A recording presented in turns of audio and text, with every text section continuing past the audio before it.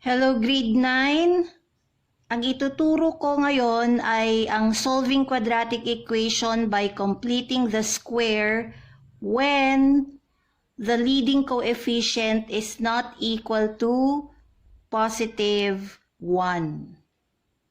Ano yung leading coefficient? Ang leading coefficient ay ang numerical coefficient ng squared variable. So as you can see, dun sa given problem, 8x equals 4x squared minus 1, hindi positive 1 ang leading coefficient. Okay? So, yan ang i-solve natin in this video. Okay, what's the first step? Step 1 is to collect the variable terms on the left side, tapos constant term on the right side. Ano yung variable terms? Variable terms are the terms containing variable or letter. So may dalawa tayong variable terms dyan. 8x and 4x squared. Kailangan magkasama sila on the left side. Okay, so itong 4x squared na nasa kanan, kailangan mong ilipat papuntang kaliwa. So, transposition. From being positive on the right side, magiging negative siya on the left side. Unahin na rin natin siyang isulat para ang exponents mo ay naka-arrange in decreasing order.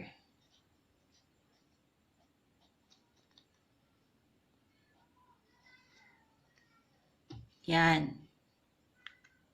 So, variable terms on the left side, constant term on the right side.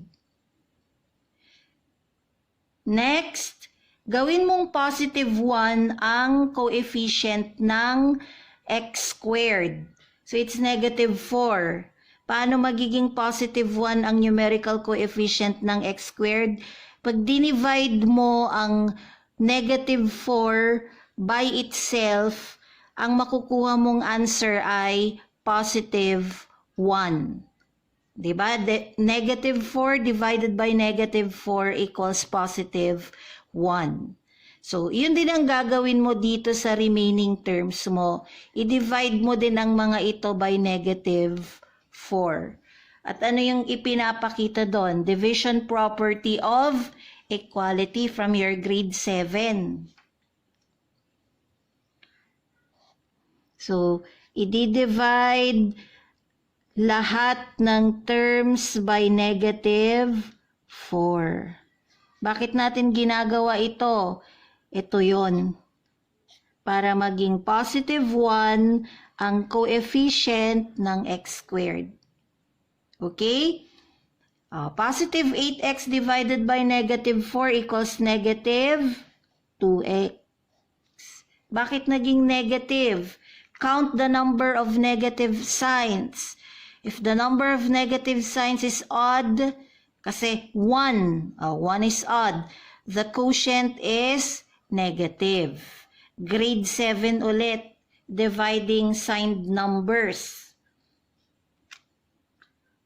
Ito namang right side, application ulit ng dividing signed numbers, count the number of negative signs, 1, 2. If the number of negative signs is even, 2 is even. The result is positive. So this is 1/4. Next, after collecting variable terms on the left, constant term on the right, let's complete the square. Anong ibig sabihin pag sinabing complete the square? It means we will form a perfect square trinomial on the left side. This is incomplete. Kulang pa siya ng isang term para makabuo ka ng perfect square trinomial. That's why this method is named as completing the square. Okay? So, x squared minus 2x plus blank equals 1/4 plus blank. Ano to? Application of addition property of equality. If you add a number on one side of equation, you also have to add the same number on the other side of equation. So kung ano yung ilalagay natin dito na number to complete this square, ganun din dapat ang ilalagay natin dito sa blank na ito. Paano natin sinusolve ang missing third term ng perfect square trinomial? Kunin mo itong coefficient ng x, saka mo i-divide by 2, then square mo yung result. Kahit i-disregard mo na yung sign na nandito. So, ignore mo na yan. Positive man yan o negative man yan. Kasi wala rin namang effect ito dahil mag-i-square ka doon sa process ng pagkuha ng value nito. Pag nag-square ka kasi, laging positive yung result. Kaya nga, automatic positive na yung nilagay nating connector dito. Okay? So, kunin mo to. Yan. Tapos, i-divide mo by 2, saka mo i-square.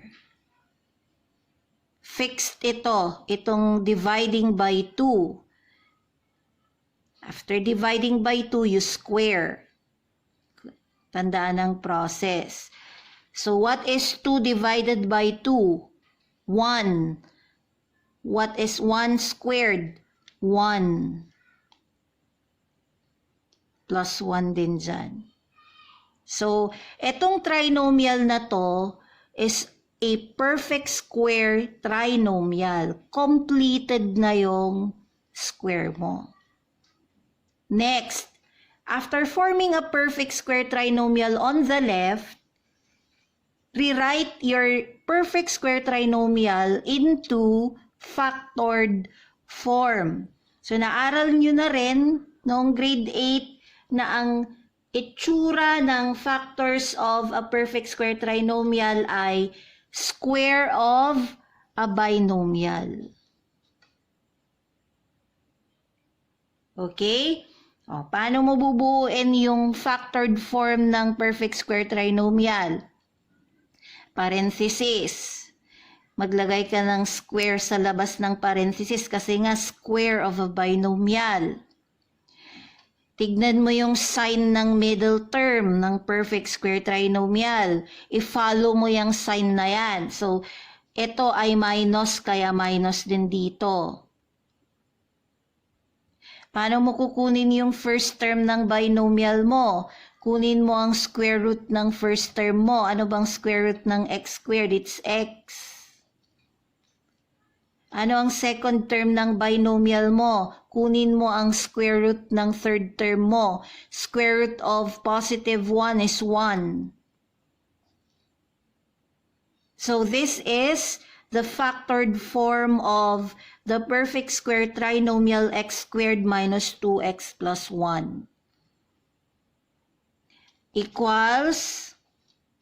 simplify mo lang yung right side mo. 1/4 plus 1 is 1 1/4. Or, change mo yan into improper fraction, 5/4.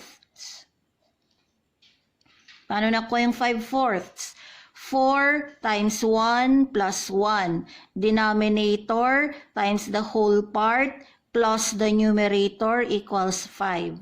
And retain the denominator. Kaya 5/4. Left side is x minus 1 quantity squared. Okay? So we're trying to solve for the solutions, the values of x. Kaya lang di natin magagawang isolve ang value ng x kung may exponent dito. Kailangan nating ma-eliminate yung exponent na nandito. So, paano natin gagawin yon? This is squaring use the inverse operation of squaring, and it is extracting the square root. Okay, inverse operation of squaring, extracting the square root. We extract the square root of x minus 1 quantity squared. Kasi this square root sign or operation will cancel out the exponent 2. Kung anong ginawa sa kaliwa, gawin sa kanan. Square root of the right side din. So, naging x minus 1 na lang ito. If your operation is extracting the square root, may invisible index dito, it's 2. 2 is even. If your index is even and you're getting the root of a certain expression or a number, kailangan ang ibibigay mong roots ay laging dalawa, positive and negative. Ito pala. Ito. Square root of 5/4. Index is 2, it's invisible. Kaya ang values ay dalawa, isang positive root at isang negative root. Pwede mo ring gamitan na ito ng quotient rule. Ano ang quotient rule? Sabi ng quotient rule, if you're extracting the root of a quotient, itong 5/4 is a quotient, it's the same as extracting the root of each part of the quotient tapos divide. Ito. So you extract the square root of the dividend or the numerator, extract also the square root of the divisor or the denominator, then divide. Ito yung operation. So they are the same. Quotient rule yon sa operations on radicals. Bakit ko in-split up? Kasi pwede mong i-simplify yung denominator mo. Positive and negative, square root of 5. What is square root of 4? It's 2. Next, pwede na ba nating i-isolate ang x? Pwede na. Paano? I-transpose mo yung negative 1 to the right. From being negative on the left, magiging positive siya on the right side. Positive 1. Tapos, ikabit mo lang ito. I-connect mo. Positive, negative, square root of 5 over 2. Pag ganito ang itsura ng solutions, usually, i-rewrite ito into a single fraction.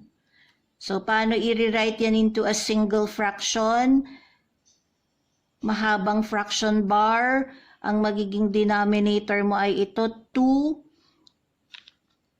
Pag whole number, laging may invisible denominator yan na 1. 2 divided by 1 times 1. Plus minus 2 divided by 2 times square root of 5. Yan. So, ano yung two different solutions mo? X equals 2. We take the positive plus square root of 5 all over 2. Or x equals 2, you take the negative root, and the negative part, square root of 5 over all over 2. These are the solutions of the given quadratic equation. So we have two distinct real solutions.